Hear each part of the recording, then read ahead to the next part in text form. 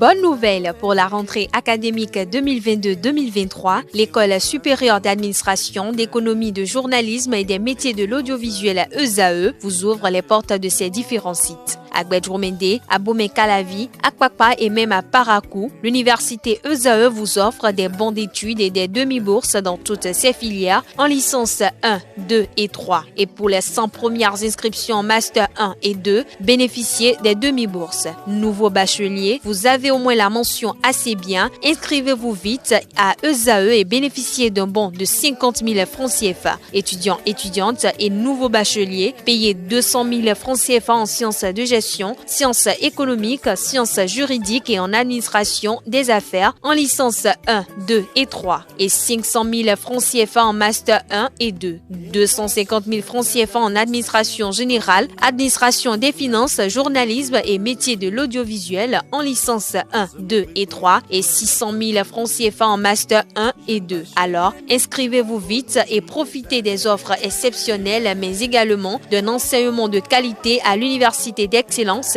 ESAE. Infoline 90 93 65 21 ou le 98 98 14 00. ESAE, l'excellence a un nom. Bonjour à toutes et à tous, bon réveil dominical et bienvenue sur l'invité. L'invité de ce dimanche a pour nom Jacques Migan, il est juriste de formation, acteur politique, il est ancien bâtonnier, membre fondateur et membre du bureau politique du parti politique Bloc républicain. Il est le directeur du Centre international de formation en Afrique des avocats francophones, CIFAF. Avec lui, ce jour, nous allons commenter l'actualité politique au Bénin, notamment l'exigence du groupe de travail sur la détention arbitraire des Nations Unies, notamment liée au dossier Rekia Madougou. Nous parlerons de l'actualité électorale, notamment la liste électorale informatisée qui a été transmise à la Commission électorale nationale autonome Sénat par l'ANIP. Nous parlerons des positionnements effectués sur la liste de candidatures. Nous parlerons également des performances des différentes formations politiques annoncées pour le scrutin du 8 janvier prochain. Bonjour à vous, Jacques Migan. Bonjour, monsieur Kader. Alors, lors de sa 94e session, le groupe de travail sur la détention arbitraire des Nations Unies a rendu un avis demandant ou exigeant aux autorités béninoises la libération immédiate de Rekia Madougou après avoir conclu au caractère arbitraire de sa détention. D'entrée de jeu, dites-nous, qu'est-ce qu'on peut comprendre, puisque vous êtes juriste de formation, quand est-ce qu'on peut dire que quelqu'un est en détention arbitraire? Mais écoutez, je pense qu'il serait bon que je définisse ce qu'on attend par la détention arbitraire à partir des définitions de ce groupe de travail de l'ONU. Parce que le groupe de travail de l'ONU a déterminé 5 catégories que nous allons voir. Oui, et c'est à partir de là... vous détaillez chacune des catégories? Bien entendu. Merci. C'est 5 catégories que nous allons ensemble voir. Et à travers ces définitions, nous allons nous-mêmes déterminer si le cas de Dame Madougou entre dans l'une de ces catégories définies par ce groupe de travail sur la détention arbitraire. Je pense même que ce serait judicieux pour nous et surtout pour ceux qui nous écoutent, oui, ceux qui nous suivent.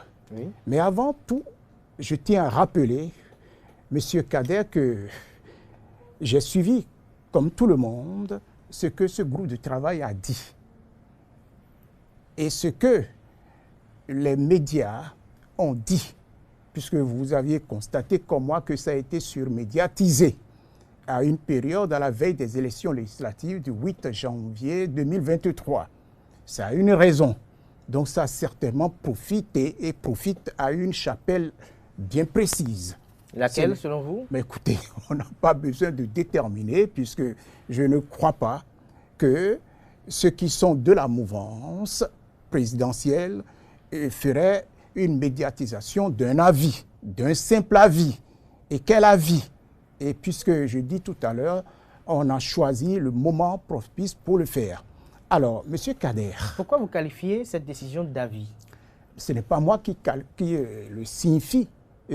Qui la signifie, je dirais, d'avis. C'est le groupe de travail qui appelle ce qu'il a dit comme avis. Ça ne vient pas de moi.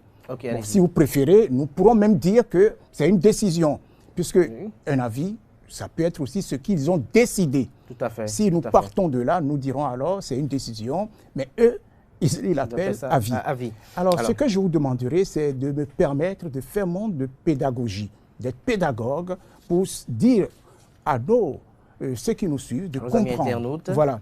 Parce que le groupe de travail, comme je le dis tout à l'heure, sur la détention, a déterminé 5 catégories de détention arbitraire. Donc, nous allons voir ensemble s'il se confirme que, à travers cette définition, l'une de ces définitions, Mme Madougou peut faire partie, est victime d'une détention arbitraire.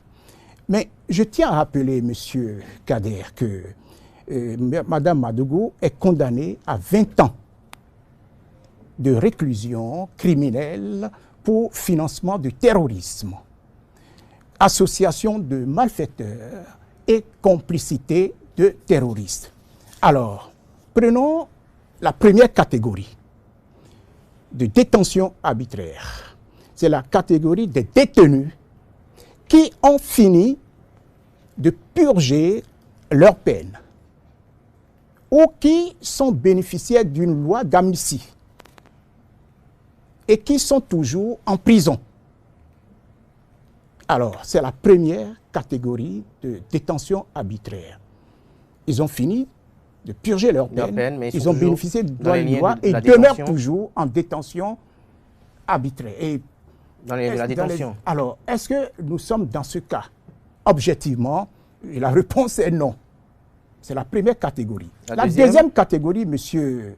Kader, c'est la catégorie des personnes qui sont détenues pour avoir exercé leur liberté individuelle ou collective et leurs droits civils, politiques, socio-économiques et culturels.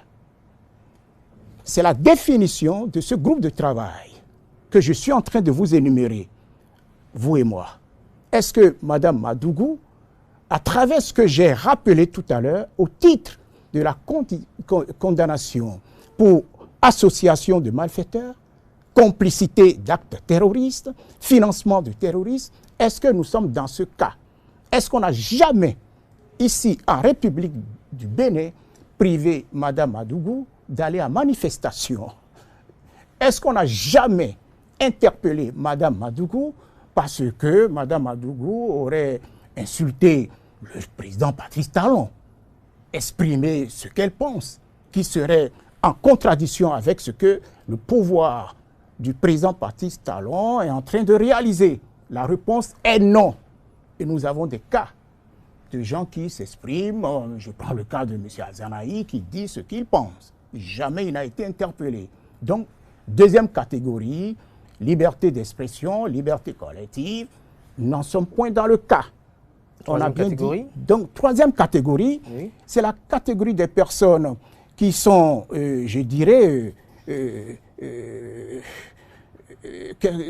des personnes qui sont détenues, oui, au terme d'un procès qui n'est pas équitable.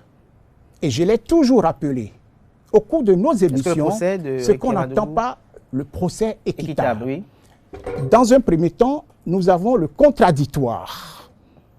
Nous avons, dans un deuxième temps, le double degré de juridiction. Nous avons, dans un troisième temps, j'ai parlé du contradictoire, du juge degré de juridiction. Et puis, nous pourrons aussi parler d'un procès où le tribunal n'a pas fait l'objet de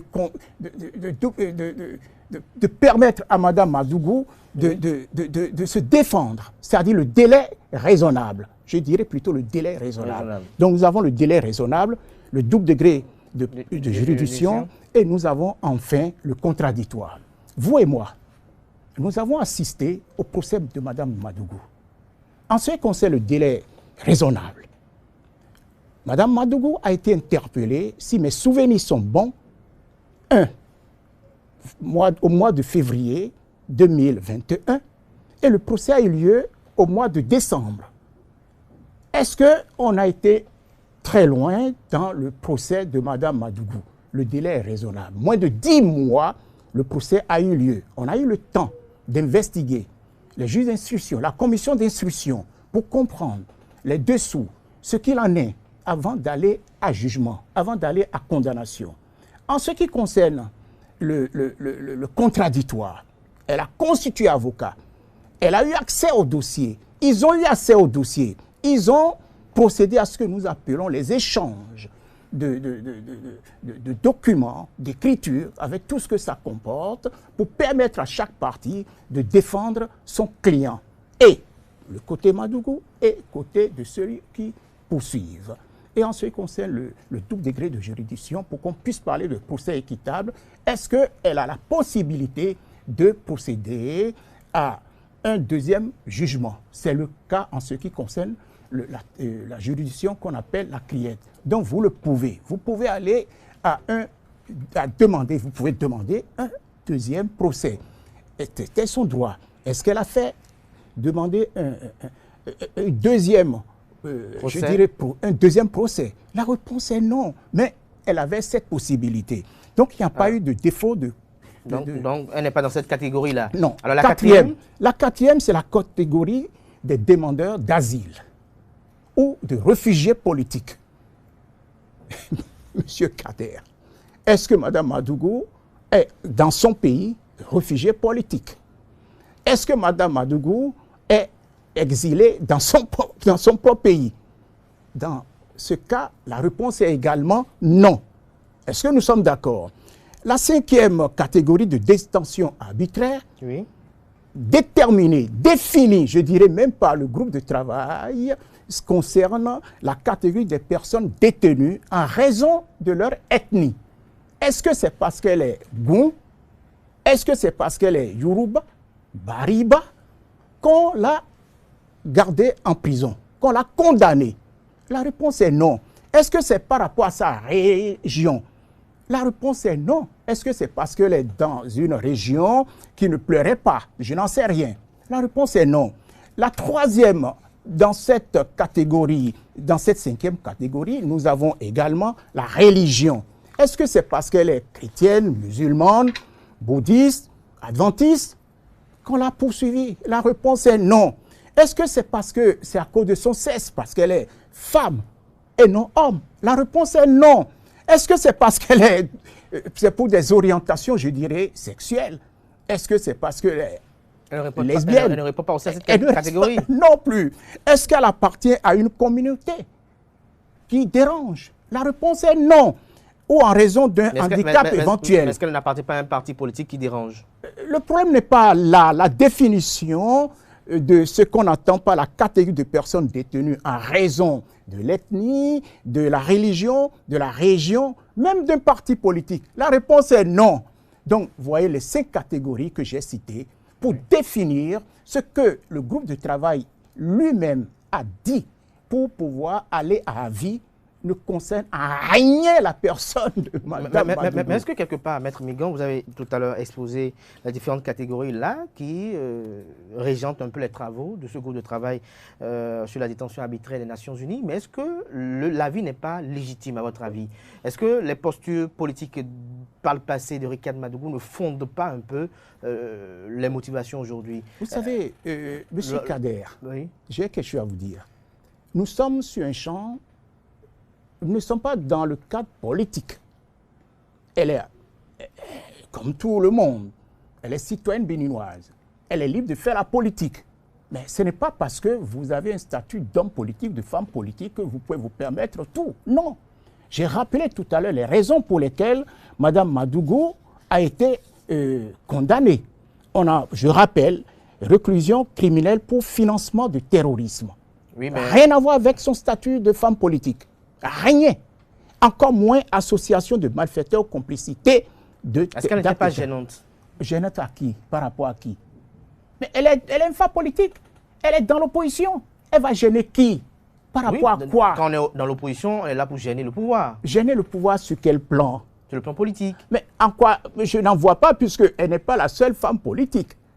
Et elle n'est pas non plus la seule personne politique. Le charisme. Monsieur Kader, je vais vous dire, vous avez M. Azanaï, vous avez M. Houdé, Hundoté, pardon, vous avez d'autres qui sont... Noureni Achadé qui disent ce qu'ils pensent de la politique du gouvernement du président Patrice Talon. Est-ce qu'ils n'ont jamais été inquiétés de ce dont on parle? C'est comme si moi, Jacques Migan, je ne suis pas un surhomme, je ne suis pas un super béninois. Je suis comme tout le monde, je suis comme vous. S'il m'arrive de violer, de voler, de détourner, de commettre des actes criminels, de commettre des actes de terrorisme, mais je serai inquiété. Il n'y a pas de... Nous sommes devant la loi et surtout en vertu de l'article 26 de notre Constitution, nous sommes tous libres et égaux devant la loi. Il n'y a pas un Béninois qui serait différent des uns. Nous ne sommes pas différents les uns des autres. Alors, Maître Migan,